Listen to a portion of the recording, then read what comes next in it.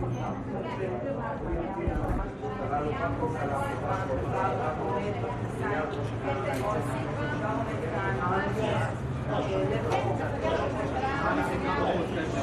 Trump, are you going to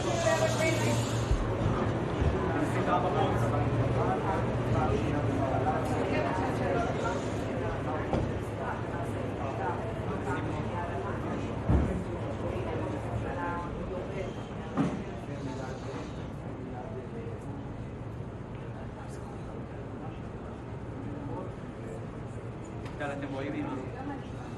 תגידו לי אם אני בטוח שאני אדבר תוך כדי.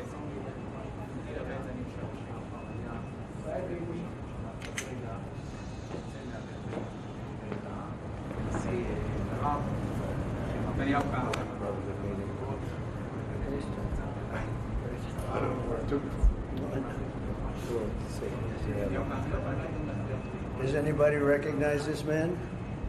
Not too many people. They've been very fair, actually, for the last 3 days. President Trump, are you going to have a green light for another attack in Iran?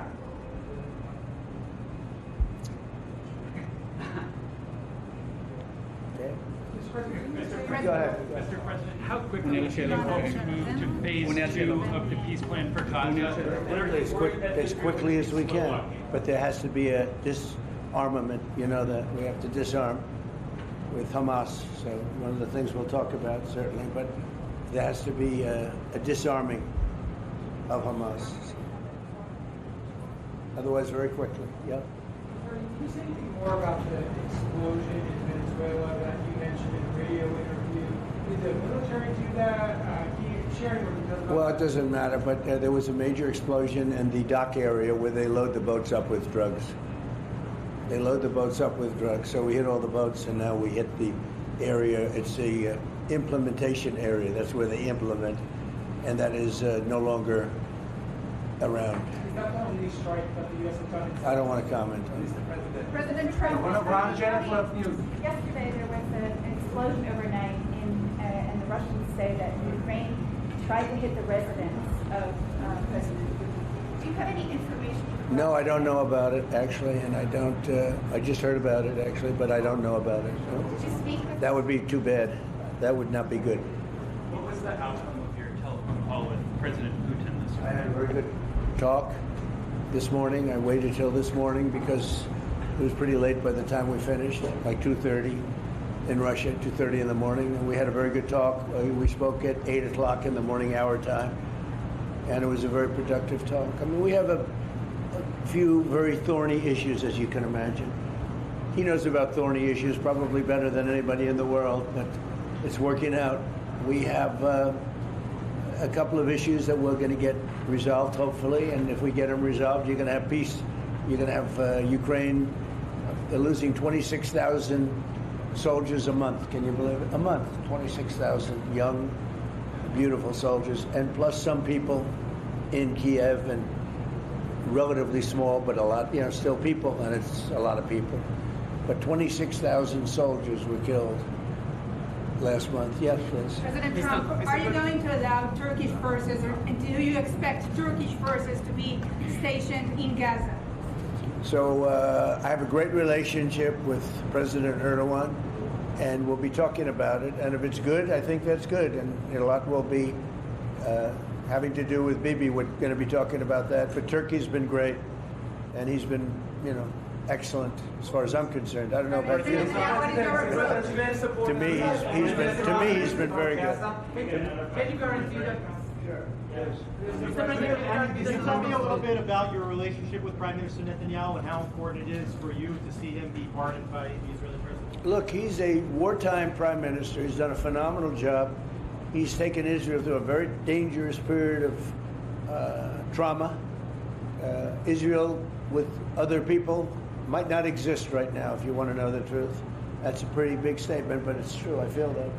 You had the wrong prime minister. Israel right now would not exist because they were met with a force the likes of which very few countries could have handled. And we worked together, and we were extremely victorious, to put it mildly. Now I hear that Iran is trying to build up again, and if they are, we're going to have to knock them down. We'll knock them down. We'll knock the hell out of them. But hopefully that's not happening. I heard Iran wants to make a deal. If they want to make a deal, that's much smarter. You know, they could have made a deal the last time before we went through, you know, a big attack on them, and they decided not to make the deal. They wish they made that deal. So I think, again, they should make a deal. They want to make a deal, but sometimes that doesn't happen. Yeah, please. Mr. Trump, hi, Nadav Elimelech, I-24 News Israel. Would you support the overthrow of the Iranian regime? Who? Iranian regime. I'm not going to talk about overthrow of a regime. They've got a lot of problems that are in. They have tremendous inflation. Their economy is bust. Their economy is no good.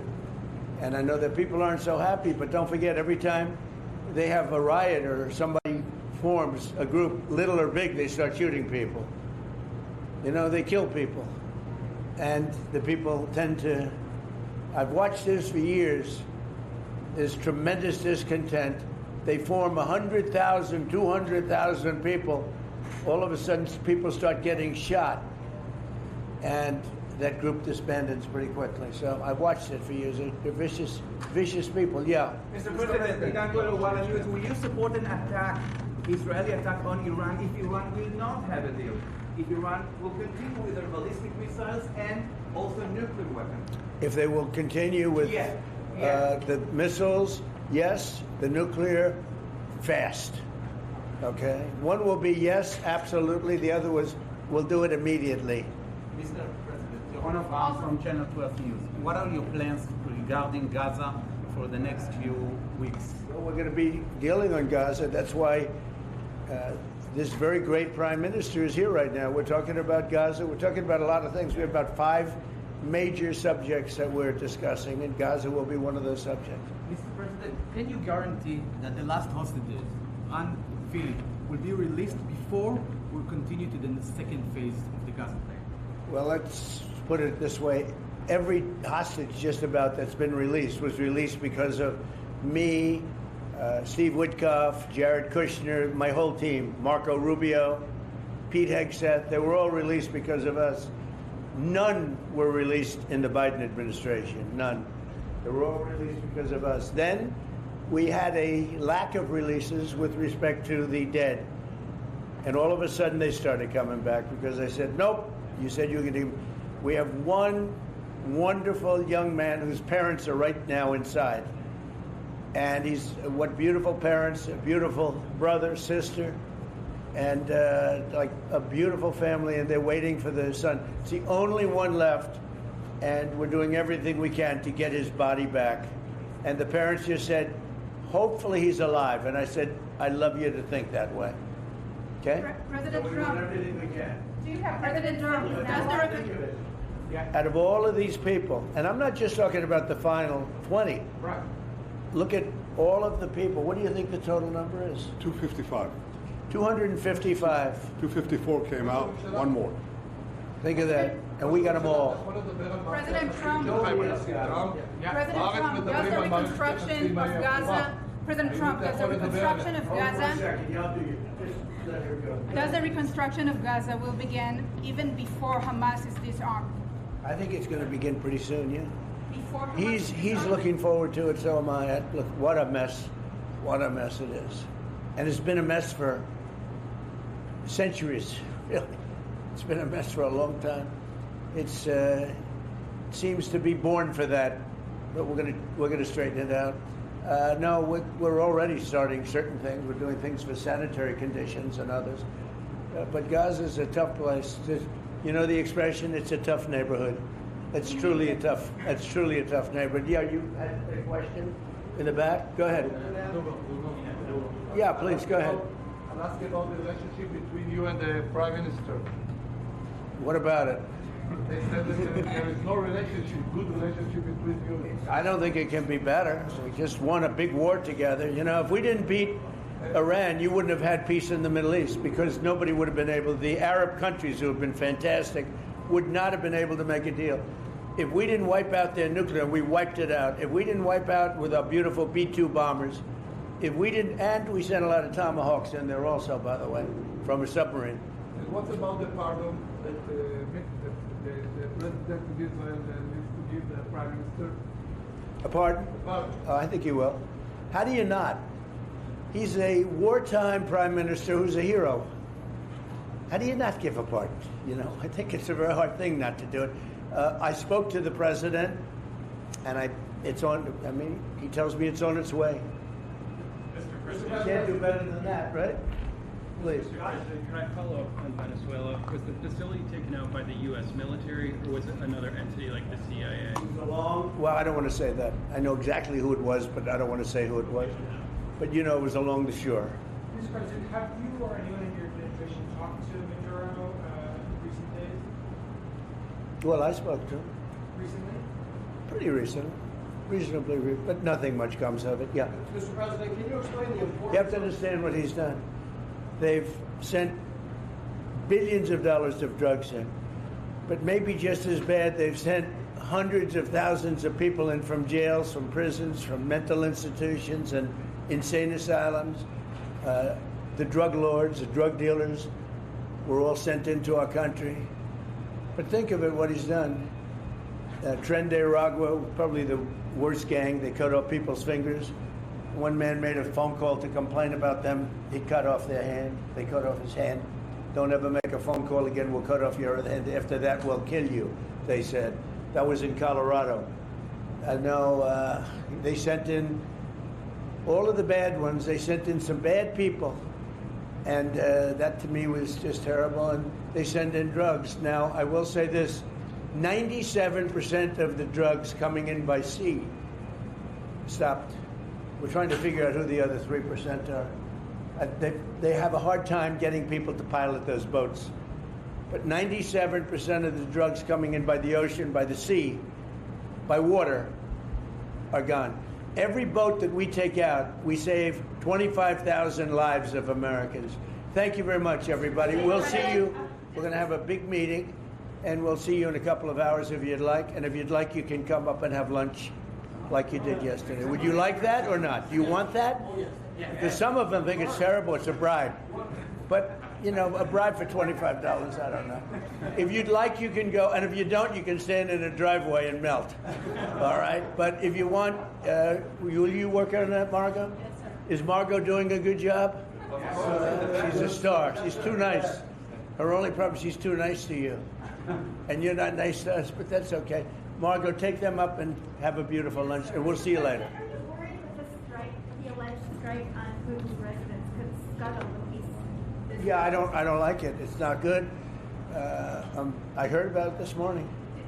You know who told me about it? President Putin told me about it.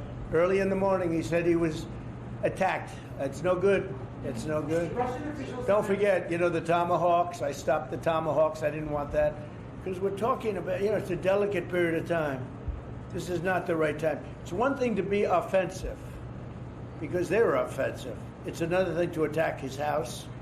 It's not the right time to do any of that, and can't do it. And I learned about it from President Putin today. I was very angry about it. Please. What? Well, it came out. Well, we'll find out. I mean, you're saying maybe the attack didn't take place. It's possible too, I guess. But President Putin told me this morning it did. One question, Mr. President. Can you expound on the importance of a strong relationship with the state of Israel? And Mr. Prime Minister, you called President Trump the strongest friend for the state of Israel. You work with numerous administrations, numerous presidents. Can you expound on that and what makes President Trump such a strong friend for the state of Israel? Why don't you go first? I'll say it again and again and again. We've never had a friend like President Trump in the White House. It's not even close. And I think you can judge that by not merely by the frequency of our meetings, but by the content and the intensity. I think Israel is very blessed to have President Trump leading the United States, and I'll say leading the free world at this time. I think it's not merely Israel's great fortune. I think it's the world's great fortune. Well, I just want to say that it's very important who the Prime Minister and President of Israel is. We have a great relationship. It was an honor to speak before your leaders. That was a great honor for me. I think it had not happened before, or something they told me. But the relationship's been extraordinary, and Bibi's a strong man. He can be very difficult on occasion, but you need a strong man. If you had a weak man, you wouldn't have Israel right now. Israel would have been, Israel with most other leaders would not exist today. They would not exist. And now they're stronger than ever. Yeah, please. Are you going to ask Netanyahu to sign an agreement with Syria? Well, I hope he's going to get along with Syria, because the new president of Syria is working very hard to do a good job. He really is. I know he's a tough cookie, and he's, you're not going to get a choir boy to lead Syria. That's the one thing I would say. So I hope they're going to get along, because, I dropped the sanctions on Syria because otherwise they wouldn't have had a chance. We want to see Syria survive. So we're going to be talking about Syria too. Okay. Thank you very much, everybody. Have a good time. Go have a good lunch. Prime Minister Netanyahu, there's a lot of tax regarding. After you hear these things, I think better to quit now. Thank you. Thank you.